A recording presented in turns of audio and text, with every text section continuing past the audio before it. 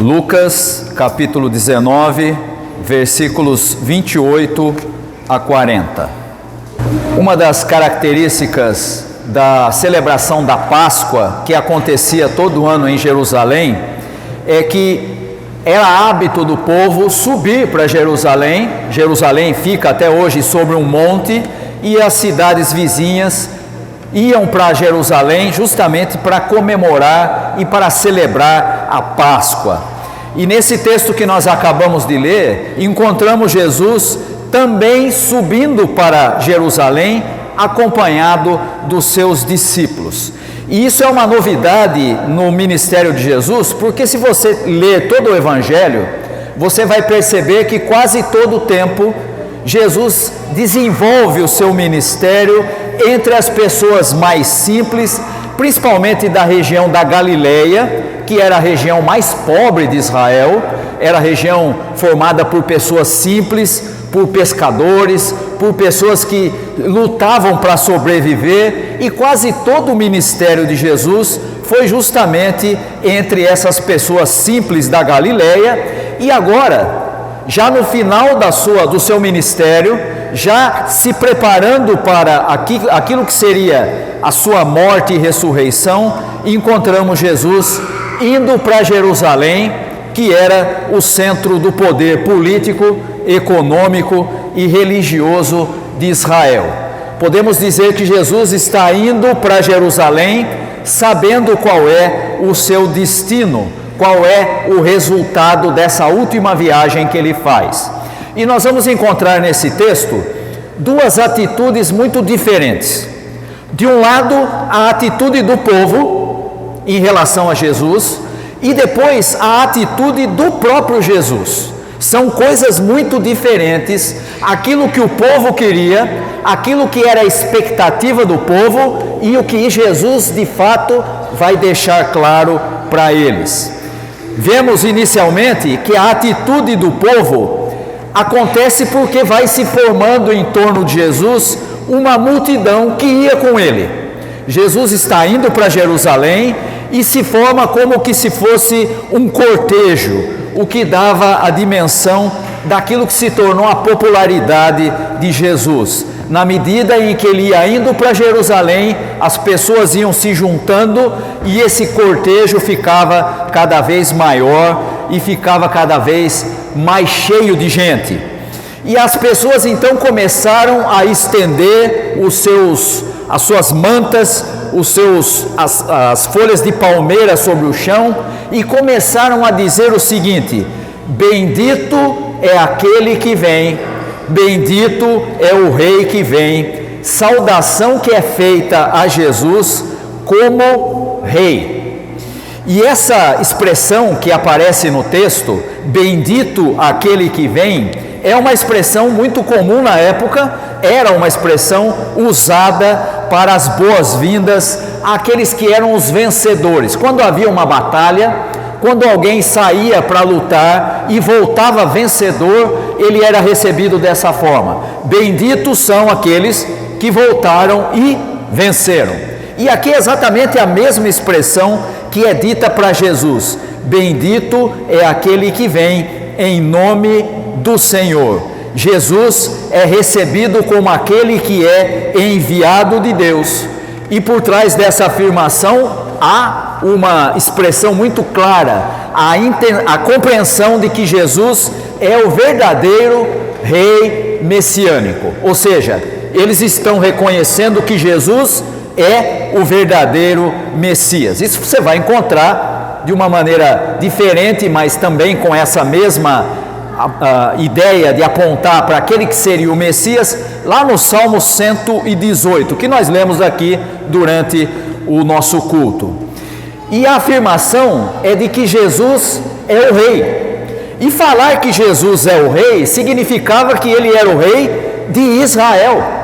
Só que isso trazia um problema, porque se Jesus era o rei, estava sendo aclamado como o rei de Israel, isso, por um lado, mostrava uma expectativa do povo de Israel, do povo dos judeus, que esperavam um libertador em relação ao Império Romano. Não vá se esquecer que Israel já vinha numa sequência de dominações estrangeiras. Desde lá de trás, lá no ano 597 a.C., quando Israel vai ser levado para o exílio babilônico, dali para frente, foi uma sucessão de várias dominações externas. Israel nunca mais teve a sua autonomia, passou da dominação de um reino para outro, vai para outro, até chegar na dominação do Império Romano. E agora, Jesus aparece, começa a pregar, começa a ensinar, começa a anunciar o reino de Deus e acende uma luzinha na cabeça do judeu. Opa, será que chegou aquele que vai nos libertar da dominação do Império Romano? Era isso que eles estavam afirmando ao dizer que Jesus era o rei de Israel. Era essa a esperança dos judeus, uma esperança nacionalista, de que Jesus libertaria Israel do domínio romano. E não vá se esquecer que Jesus vai ser preso e vai ser acusado justamente disso, de ser o rei dos judeus. E portanto ele vai ser condenado pelas autoridades romanas como um subversivo, alguém que se opõe ao Império Romano. Mas se por um lado nós temos aqui a expectativa do povo de Israel, nós temos também um tipo de afronta ao Império, porque quando Jesus entra em Jerusalém e ele é saudado como rei, é como se ele tivesse sendo aclamado como o grande adversário do Império Romano.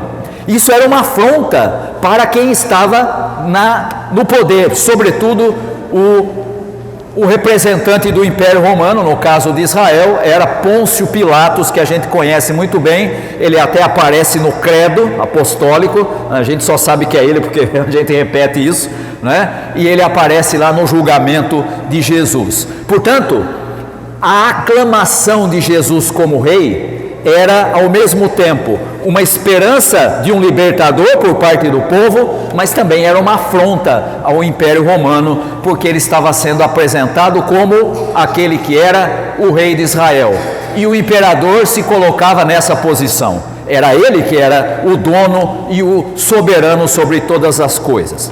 Essa é a atitude do povo. Mas será que Jesus concorda com ela? Será que ele vai dizer, é isso mesmo?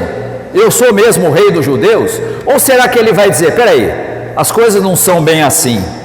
E aí nós começamos a perceber na própria expressão de Jesus que ele não rejeita o título de rei, mas com a ação que ele toma, e o texto vai descrever isso em detalhes, ele repudia aquelas ideias políticas e militares do povo. Você viu como é que Jesus entrou na cidade?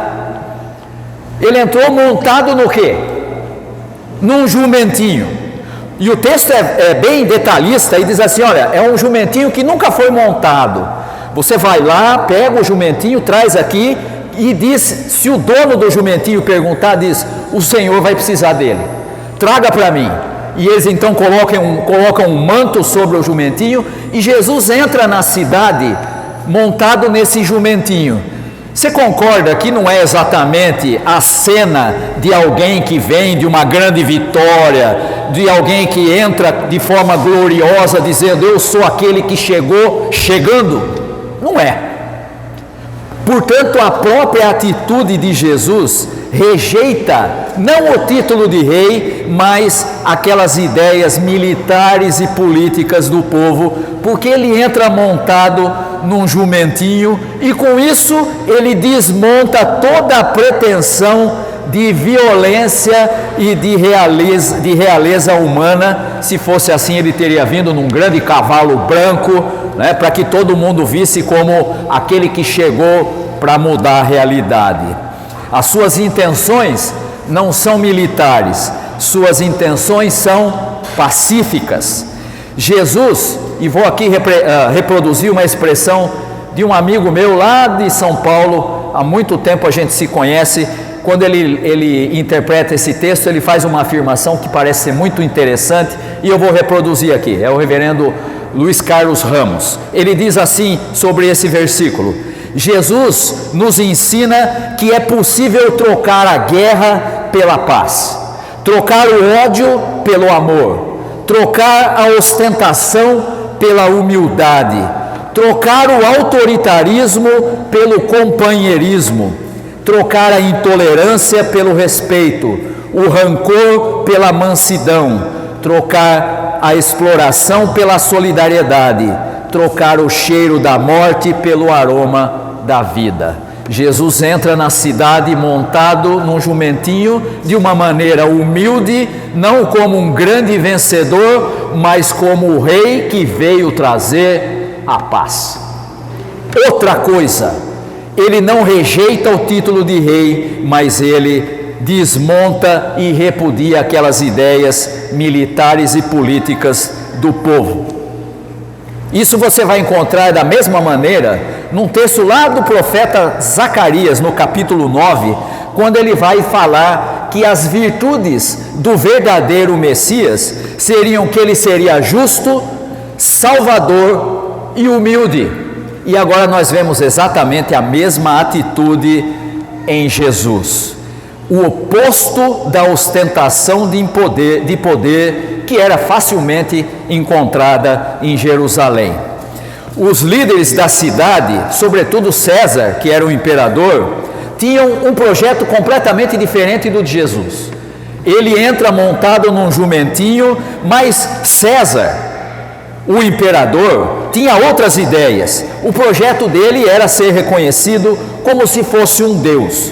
Jesus é o contrário de César. Jesus é o verdadeiro Deus que se faz gente.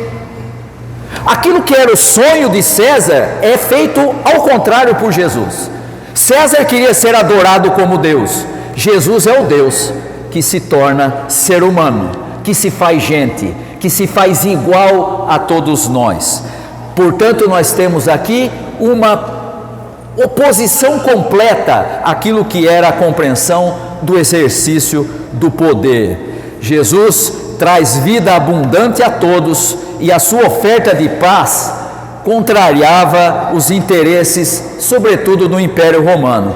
Não se iluda, o Império Romano sempre se manteve à base da mesma coisa, a chamada paz romana. Sabe como é que funcionava a paz romana? Eu boto o meu exército na sua cidade e ai de você se você discordar. Portanto, fique quietinho aí. Essa é a paz de você não poder falar nada e nem discordar de coisa alguma. Essa era a paz romana. E entra Jesus sentado num jumentinho, trazendo a paz, não aquela do império, mas a paz que transforma e traz vida abundante às pessoas. E aí então nós vamos encontrar uma reação interessante no texto, porque nós vamos ver os fariseus que estavam ali acompanhando, dizendo: olha, não faça isso, você está afrontando Roma, você está criando problema. E você viu qual é a resposta de Jesus? Jesus diz: se os meus seguidores se calarem, as pedras clamarão. Isso significa que aqueles que seguem a Jesus, na época dele e nos nossos dias, quando adotam a proposta de Jesus, precisam ter os mesmos compromissos que nós encontramos em Jesus.